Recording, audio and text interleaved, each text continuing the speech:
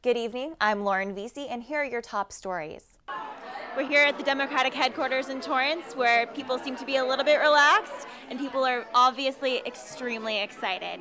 From pumpkins to squash, Whole Foods is doing everything that they can to make sure that their patrons can have a great Thanksgiving, even on a budget. Here at the James Armstrong Theater, people are filing into the auditorium to watch the 10th annual Employee Variety Show. All profits made from this variety show are going directly to the American Cancer Society. Here at the New York celebration, not only did they honor two very important doctors, but patrons came and bid on numerous prizes such as this USC helmet to help raise money for 5 very important programs. For Torrance City Cable 3, I'm Lauren Vece. Healthcare and the slowing economy are issues facing so many Americans. I recently had the opportunity to meet with 2 local doctors who are treating patients regardless of their financial situation. Dr. Akdas Karashi is no ordinary doctor, especially in this day and age of increased premiums and copays. The money goes away no matter what you do, whether you make a lot of it or a little bit, it always goes away. But the fact that people actually appreciate you is the one thing that really helps you out. Dr. Karashi is talking about his personal policy when dealing with patients who've become unemployed and without insurance. I wanted to make sure that all of our patients knew that they didn't need to stop coming and seeing us just because they couldn't afford to come. For nearly 20 years, Dr. Karashi has put patient care above all else. Downturns in economies and job losses are all temporary things. But if you end up having a stroke or you end up having a heart attack, that's not a temporary thing. That's going to be stuck with you. The positive response that Dr. Karashi received from patients who needed the assistance led him to suggest to his partner, Dr. Paul Brown, to institute the same policy. He said to me, "Do you think you want to do this?" And I basically thought for a minute about it, and I said, "Sure, why not? It's the right thing to do." And patients of both doctors are grateful. It's very comforting. In my age and with being on Medicare and my husband's still using his insurance, it's nice to know that if something happens, we will be backed up and covered. It's wonderful. Most doctors, I believe, have gone into this field with the intention to help people. And that was always my intention. In the end, we're all people looking after each other. And if you are having problems with your insurance company, make sure to review your options with your primary care physician.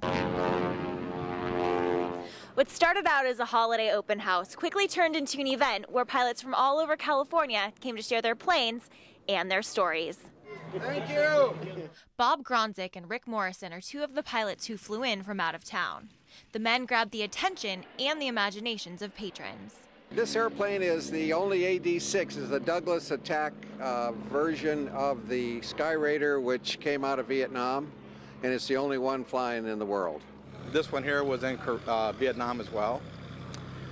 So that's primarily why we fly them. It's just preserving a piece of history. Some even talked about when they were inspired to fly in the first place. We went on a short 20-minute flight. When we landed, everything and every fiber inside of me said, I have to learn how to do this. One pilot even shared his thoughts on why flying is better than driving. You can look down at all those poor souls crawling along on the freeway and you're up by yourself. It's terrific. The stories provided by pilots about their experiences and their planes brought history to life for attendees. For some, it was the highlight of their visit. From the sharing of personal passions to the passing on of America's aeronautical heritage, the Western Museum of Flight's Holiday Open House managed to bring people together and inspire the imaginations for all who attended. For City Cable 3, I'm Lauren Vece. Jennifer Pester is not just a 5th grade teacher.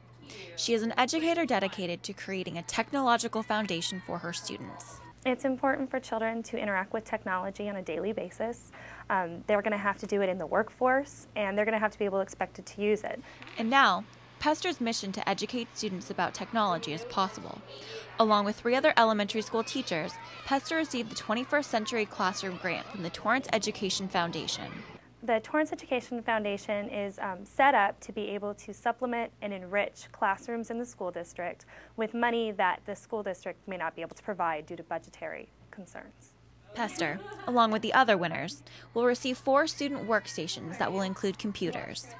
This is where I have the computer stations in my classroom right now. When I get the student workstations, depending on size and constraints, they could be here, or I might set them someplace else. But it's going to be definitely somewhere where the students have easy access to them so that they can use that technology every day.